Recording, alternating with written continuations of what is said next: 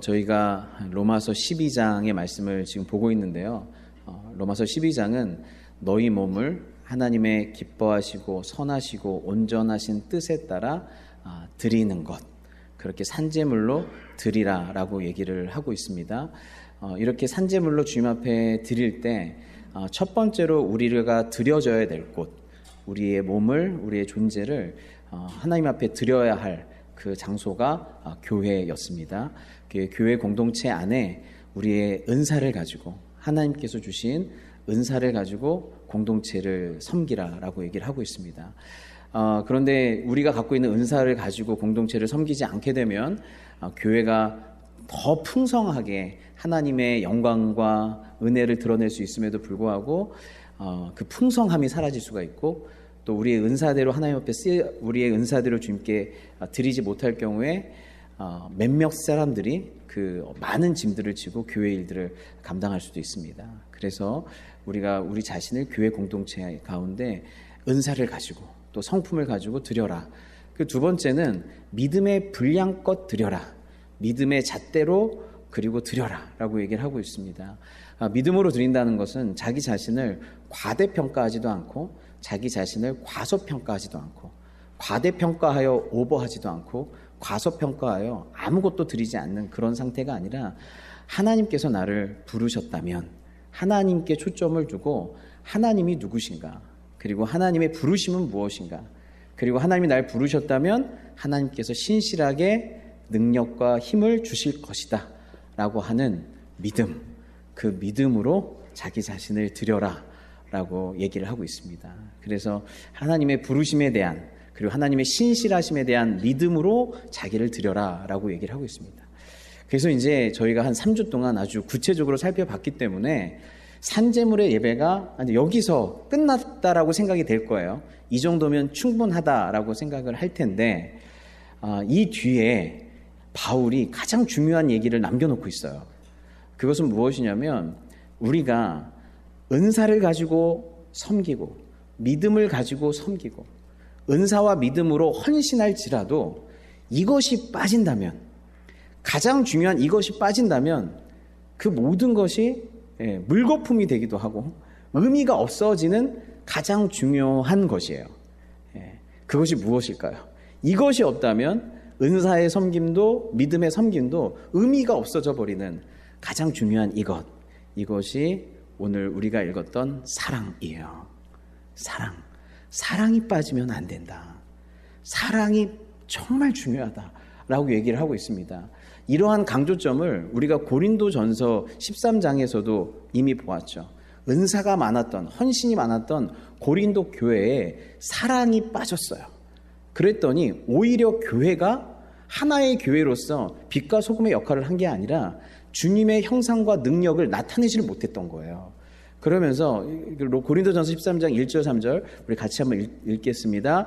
내가 사람의 방언과 천사의 말을 할지라도 사랑이 없으면 소리나는 구리와 울리는 꽹과리가 되고, 내가 예언하는 능력이 있어 모든 비밀과 모든 지식을 알고 또 산을 옮길 만한 모든 믿음이 있을지라도 사랑이 없으면 내가 아무것도 아니요. 내가 내게 있는 모든 것으로 구제하고 또 내 몸을 불사르게 내줄지라도 사랑이 없으면 내게 아무 유익이 없느니라. 아멘. 여기 보면 동그라미 안에 제가 잘 들어가 있죠? 여러분 이게 보실 때는 좀 정신 없을 수도 있는데 이걸 온라인으로 보실 때는 되게 많은 도움이 좀 돼요. 그래서 여러분 조금 정신 없을지라도 어차피 잘생긴 얼굴이니까 이해해 주시기를 바라겠습니다. 여기 보시면 바울은요, 예수님을 만나고 나서부터 계속적으로 하나님께, 예수님께 자기를 헌신하는 인생을 살았어요. 자기를 헌신하는 인생을 살았는데 바울이 깨달은 건 뭐냐면, 내가 사람의 방언과 천사의 말, 천상의 말을 할지라도, 하늘의 언어를 할지라도, 그러한 계시를 경험하고 그러한 신비적인 체험을 경험하고 그걸 말할지라도 사랑이 없을 수 있다라는 걸 깨달았어요. 내가 예언하는 능력이 있어서 모든 비밀과 모든 지식을 알았을 때 사랑으로 충만해지는 게 아니라 오히려 교만해질 수 있다는 것도 알았어요. 산을 옮길 만한 믿음을 가지고 있음에도 불구하고 다른 사람에게 상처를 줄 수 있다는 것도 알았어요. 그러니까 산을 옮길 만한 믿음을 발휘할 때에 사랑이 없을 수 있구나. 놀라운 하늘의 진리를 다 깨달았음에도 불구하고 사랑이 없을 수 있구나. 내게 있는 모든 것, 부분이 아니라요, 일부가 아니라 모든 것으로 구제하고 내 몸을 불사르게 내어줄지라도 사랑이 없을 수 있다는 걸 알게 된 거예요. 사랑 없이 할 수 있구나. 나를 위해서 할 수 있구나. 라는 걸 알게 됐다는 거예요. 그런데 그렇게 해보니까 그게 나에게 아무런 유익이 없다는 거예요.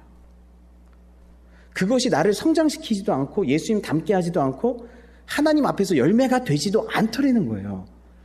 나에게도 유익이 없고 실제로 공동체 안에서도 영적인 유익이 안 생기더라는 거예요. 우리는 사랑 없이 이거를 할 수 있구나 라는 것들을 바울이 깨달은 거예요. 그래서 작은 일이든 큰 일이든 큰 은사든 작은 은사든 중요한 것은 사랑을 가지고 하는 것이구나. 사랑을 중심에 두는 것이구나라는 걸 바울이 깨달았어요. 그래서 믿음, 소망, 사랑 그것은 항상 있을 것인데 그 중에 제일은 사랑이라고 얘기해요. 갈라디아서 5장 22절에 성령의 열매를 바울이 얘기할 때에도 제일 앞세운 게 뭐냐면 사랑이에요. 같이 한번 읽을까요?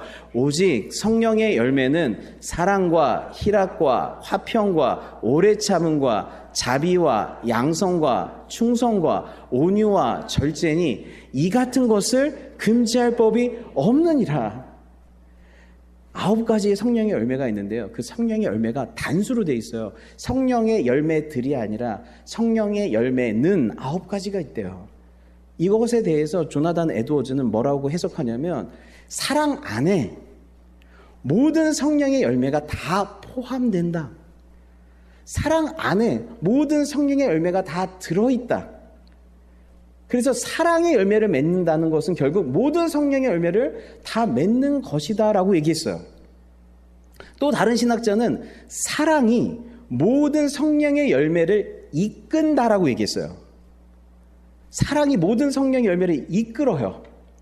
그 말은 무엇이냐면 사랑 때문에 기뻐하고 사랑 때문에 화평을 누리고 사랑 때문에 오래 참고 사랑 때문에 자비하게 대하고 사랑 때문에 착하게 대하고 사랑 때문에 충성하고 사랑 때문에 온유하고 순종하고 사랑 때문에 절제한다는 거예요. 사랑이 우리의 모든 삶의 방식과 태도를 이끌어낸다라는 뜻이에요. 이끌어낸다. 여러분, 우리 예수님께서 수없는 사랑의 열매들을 보여주셨는데요. 성령의 열매들을 보여주셨는데 예수님께서 이 땅에 오셔서 죽으시고 자기 삶을 다 던지셔서 우리를 살리시는 이 모든 사랑의 행위를 생각해 보면 사랑 때문에 우리를 구원하시는 걸 기뻐하셨고 사랑 때문에 예수님, 하나님과 우리 사이에 화평을 이루셨고 우리를 사랑하셨기 때문에 그토록 오래 참으셨고 사랑 때문에 자비를 베푸셨고 사랑 때문에 충성하시고 선하셨고 사랑 때문에 온유하셨고 사랑 때문에 끝까지 십자가에서 자기의 힘을 절제하고 인간으로 죽으신 거예요. 예수님이 하신 그 모든 것들은 부분 쪼개진 것이 아니라 사랑이 이 모든 것을 어떻게 해요? 이끌어간 거예요. 예수님의 인생을 이끌어간 거예요. 예수님의 삶을 이끌어간 거예요. 그래서 예수님의 삶을 한마디로 얘기하면 사랑이라고 얘기할 수밖에 없는 것이죠. 그래서 사랑이라고 하는 건 기독교인이 가져야 될 여러 요소 중에 하나가 아니라 핵심 요소예요. 모든 성령의 열매를 이끌어낼 뿐만 아니라 성령의 열매들을 낳는 그러한 배태하는 핵심 요소인 줄 믿습니다. 그러므로 저와 여러분들은 우리의 삶과 신앙생활이 다 어떻게 해야 될까요? 사랑이 우리의 삶을 이끌어 가야 돼요. 사랑 때문에, 그 사랑 때문에 우리가 하나님을 예배해야 하고, 사랑 때문에 헌금해야 하고, 사랑 때문에 공동체에서 모이는 것이고, 사랑 때문에 각 목장에서 섬기는 것이고, 사랑 때문에 선교하는 것인 줄 믿습니다. 사랑이 우리를 이끌어 가셨으면 좋겠어요. 사랑이 우리를 이끌어 가야 돼요. 예. 그러면서 오늘 말씀 보시면 사랑에는 거짓이 없나니 악을 미워하고 선에 속하라 라고 되어 있는데요. 이 9절에서 13절까지 아니면 21절까지 블랙이라고 하는 신학자는 9절 사랑에는 거짓이 없나니라고 하는 이 9절이 로마서 12장 9절에서 13절까지를 다 이끌고 가는 구절이라고 그래요. 이 구절로 이 모든 것들을 다 이끌고 가는, 그러니까 9절에서 13절까지의 주제어, 표제가 사랑에는 거짓이 없나니라고 얘기를 하고 있어요. 그러니까 이 사랑에 대한, 거짓 없는 사랑에 대한 설명이 9절에서 13절이다 혹은 9절에서 21절까지다라고 신학자들이 얘기를 하고 있어요. 그렇다고 하면 로마서 고린도전서 13장에만 사랑장이 있는 것이 아니라 로마서 12장 9절에서 13절 혹은 21절까지가 로마서의 사랑장인 거예요. 로마서가 얘기하고 있는 거짓 없는 그리스도의 사랑이 무엇인지를 보여주는 사랑장인 것이죠. 이 사랑이 나머지 모든 행위들을 이끌어내고 있는 것입니다. 그러니까 산제물의 예배는 결국 사랑으로 완성이 되는 것이고, 사랑이 빠지면 안고 없는 찐빵이 되는 것이고, 사랑으로 드러나는 것이 되는 거예요. 그래서 사랑으로 나타나는 예배, 사랑으로 드려지는 헌신일 수밖에 없는 것입니다. 그렇다고 하면 오늘 말씀에 사랑에는 거짓이 없나니, 이 말씀을 NRSV로 보면 Let love be genuine이에요. Let love be genuine. 사랑을 순수하게 해라. 사랑을 진실하게 해라. 그러니까 바울은 사랑을 해라가 아니라 이미 우리는 사랑해야 되는데 그 사랑이 얼마만큼 진실하냐, 얼마만큼 순수하냐, 이것이 중요하다는 거예요. 얼마만큼 진실한 사랑인가, 순수한 사랑인가 중요하다라고 얘기하는데, 이 거짓이 없다라고 하는 이 단어는 헬라어로는 안 후포크리스토스예요. 무슨 뜻이냐면 위선이 없는, 연기하지 않는 이라는 뜻을 갖고 있어요. 위선이 없는, 연기하지 않는 이라는 뜻인데, 이 위선이라는 단어는 고대의 무대 언어에서 나온 단어입니다. 그래서 이 단어의 배경에는 무대에서 가면을 쓰고 연기하는 사람이라는 이미지가 깔려 있어요.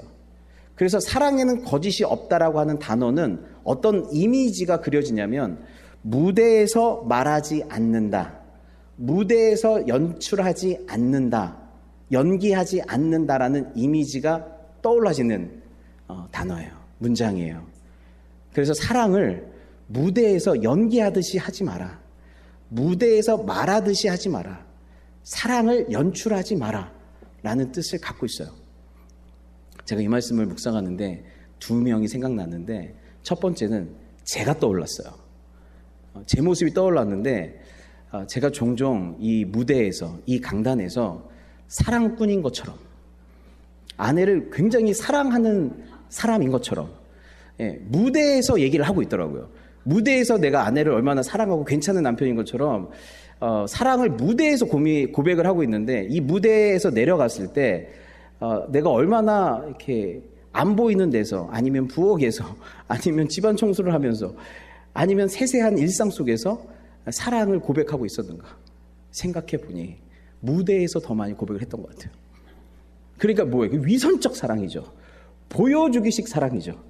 무대에서 말하는 사랑은 저는 이런 사람입니다 를 보여주는, 그래서 좋은 이미지를 갖고자 하는, 연출하는 사랑일 수밖에 없어요. 그래서 이벤트 날에만 잘해주지 마시고 평소에 잘하는 게 굉장히 중요합니다. 평소에 잘하는 게 굉장히 중요해요. 내가 사랑을 무대에서 말하고 있나? 이런 생각을 하나 했어요. 그리고 또 한 명 생각난 인간이 있어요. 그분이 어떤 분이냐면 가룟 유다예요. 가룟 유다가 예수님을 잡을 때 누가복음 22장 48절에 이렇게 해요. 예수께 입을 맞추려고 가까이 하는지라. 예수께서 이르시되 유다야 내가 입맞춤으로 인자를 파느냐? 그래요. 유다가 예수님을 잡을 때 어떻게 와요? 이 사람입니다. 이 사람이 가짜 메시아입니다가 아니라 입맞추러 와요. 사랑하는 척 다가와요. 여전히 사랑하는 제자인 척, 당신을 최고의 스승이자 메시아로 여기는 사람인 척 입맞추러 다가와요. 근데 예수님은 알고 있어요. 그게 거짓이라는 걸. 곁으로는 네가 나를 사랑하는 척 입맞추러 다가오지만 네 속으로는 나를 이용하고 나를 팔아 너의 탐심을 채울 거라는 걸 알고 있어요. 그래서 예수님께서 유다에게 그래요. 네가 입맞춤으로 인자를 파느냐? 유다의 사랑에는 거짓으로 가득했어요. 당신을 사랑한다고 했지만 결국에는 이기적인 자기 욕심으로 예수님을 이용한 거예요. 그런데 이 말씀이 저희들한테 찔림으로 많이 다가와요. 왜냐하면 우리의 사랑이 순수했던 적이 별로 없거든요. 우리의 사랑에 항상 자기중심적 이기성이 항상 있었거든요. 당신을 사랑합니다. 그러니 내 말대로 해주세요. 당신을 사랑합니다. 그러니 내 뜻대로 움직여주세요. 당신을 사랑합니다. 그러니 날 버리지 마세요. 당신을 사랑합니다. 그러니 당신도 나를 더 많이 사랑해주세요. 당신을 사랑합니다 해서 안 끝나요. 그러니 나를.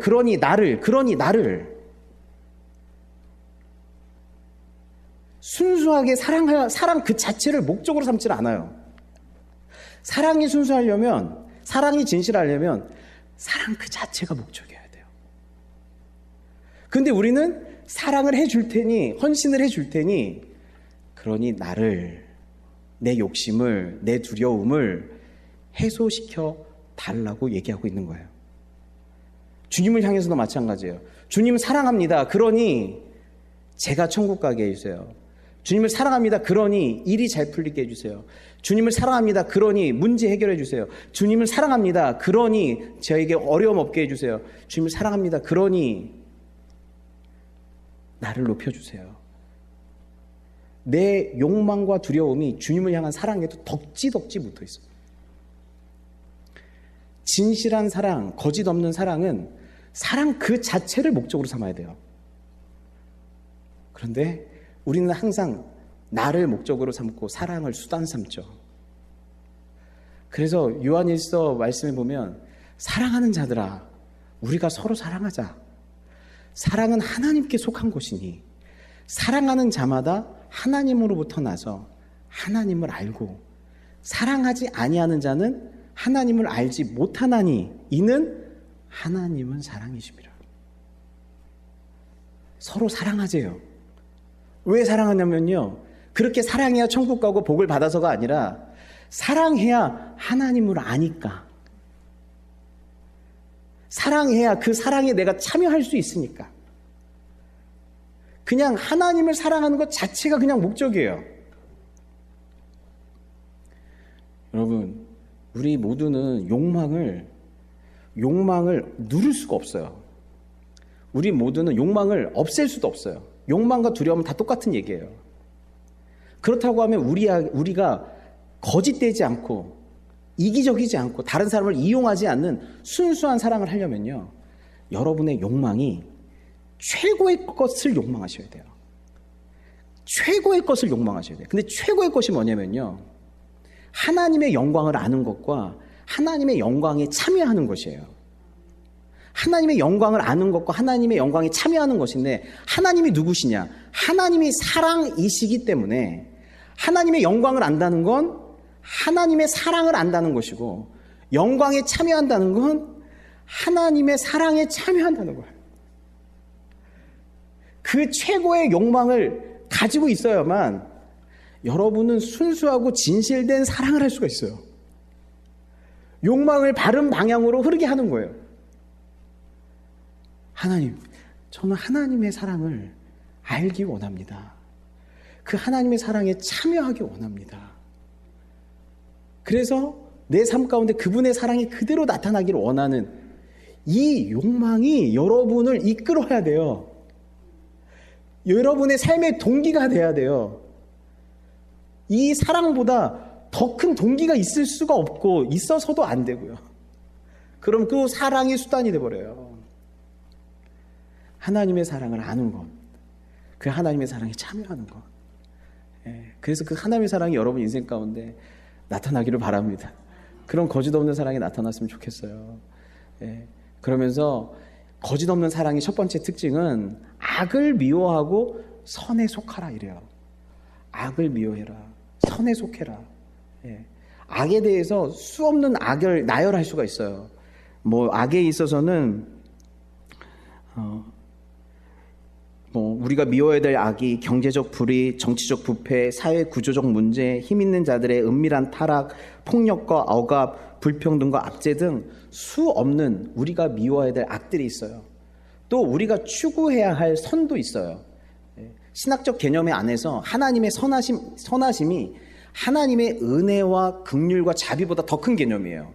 그래서 하나님의 선하심, 피조물을 친절하고 귀하게 대하시는 하나님의 선하심이라고 하는 이 개념 안에 하나님의 은혜도 있고 자비도 있고 긍휼도 있고 도우심도 있고 쫙 다 있어요.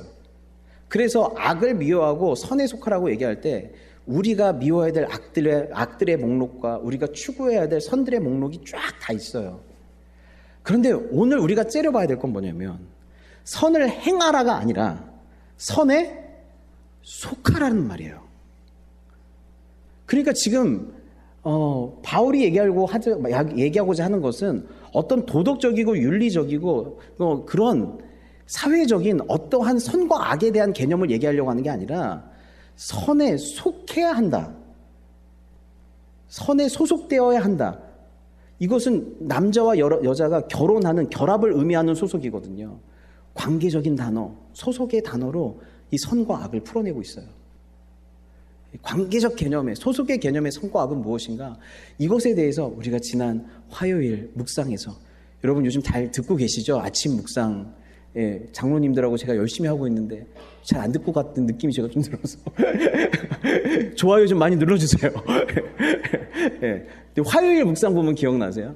화요일 묵상 본문에 마태복음 12장 말씀이에요. 이때 예수님이 선과 악에 대해서 얘기하시는데 그때 귀신 들려 눈 멀고 말 못하는 사람을 데리고 왔거늘 예수께서 고쳐주심에 그 말 못하는 사람이 말하며 보게 된지라.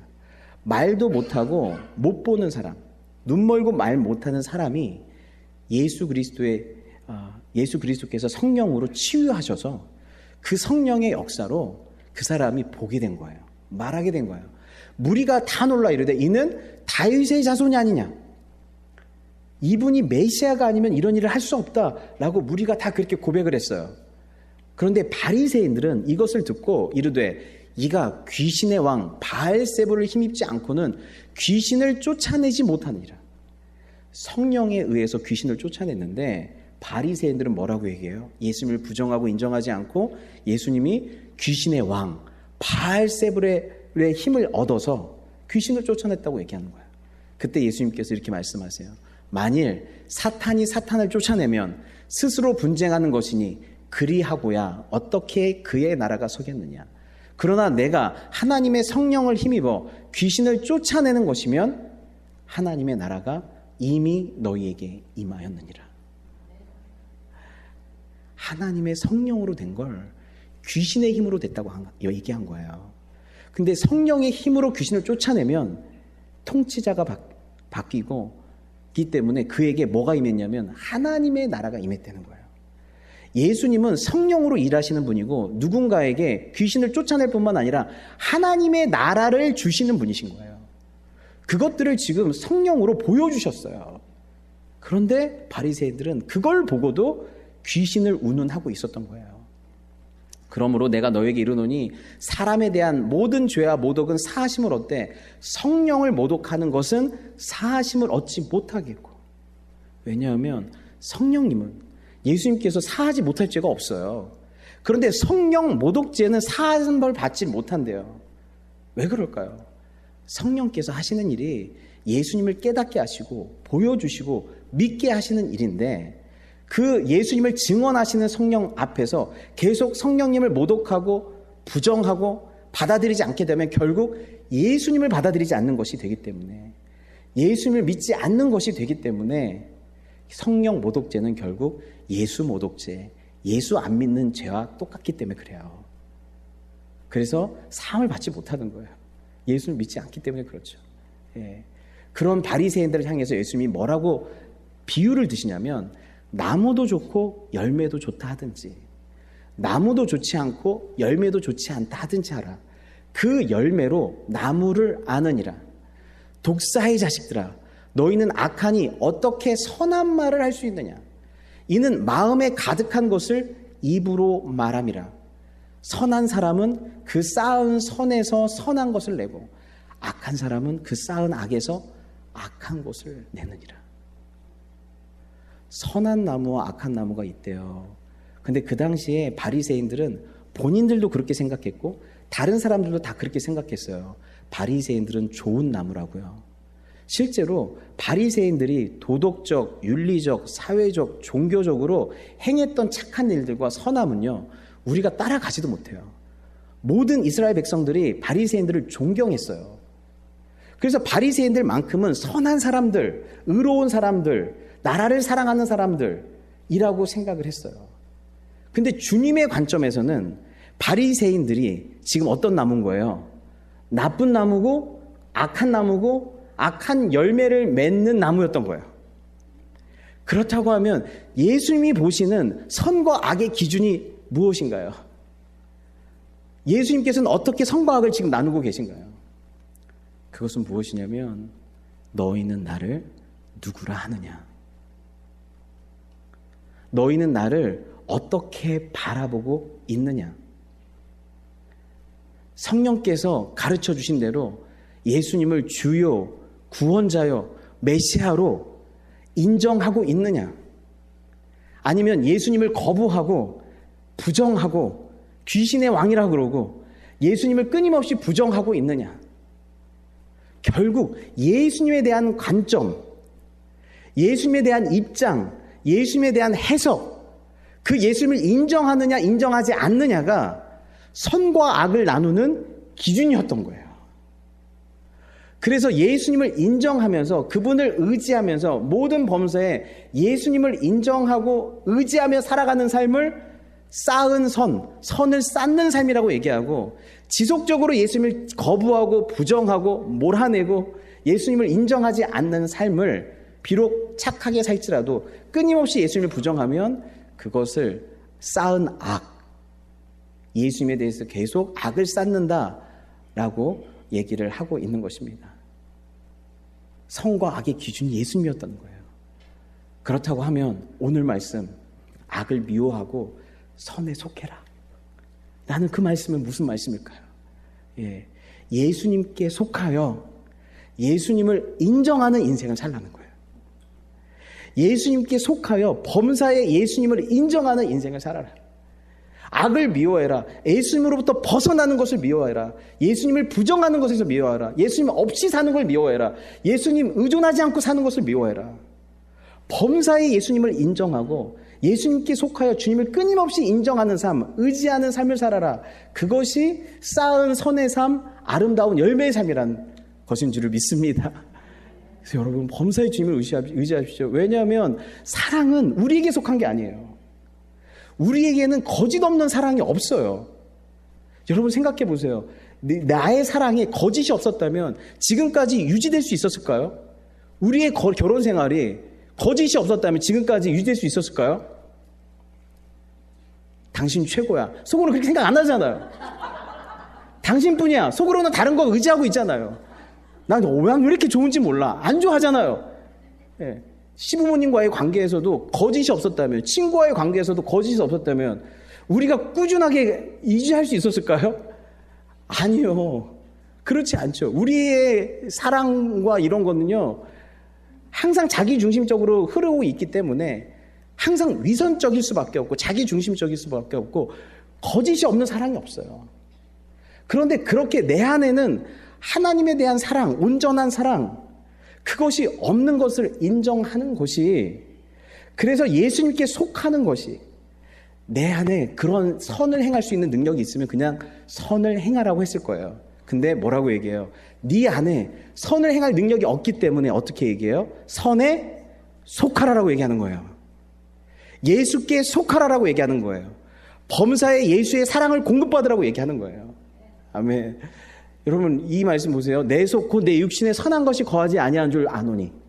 바울의 고백이에요. 원함은 내게 있으나 선을 행하는 것은 없노라. 내가 원하는 바 선을 행하지 아니하고 도리어 원하지 아니하는 바 악을 행하는도다. 여러분 이게 악한 나무의 고백일까요? 아니요, 여러분. 이게 선한 나무의 고백이에요. 내 안에 선이 없음을 인정합니다. 그래서 범사에 예수님께만 선이 있음을, 거짓 없는 사랑이 있음을 인정합니다. 그래서 저는 예수님께 속하여 예수님께 그 사랑을 공급받아 그 사랑하기를 원합니다. 너는 범사에 그를 인정하라. 범사에 그를 인정하는 것, 거짓 없는 사랑의 출발점이에요. 그래서 예수 그리스도 안에서 여러분 예수님 안에 속해서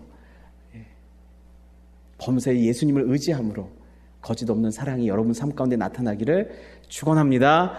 기도하겠습니다.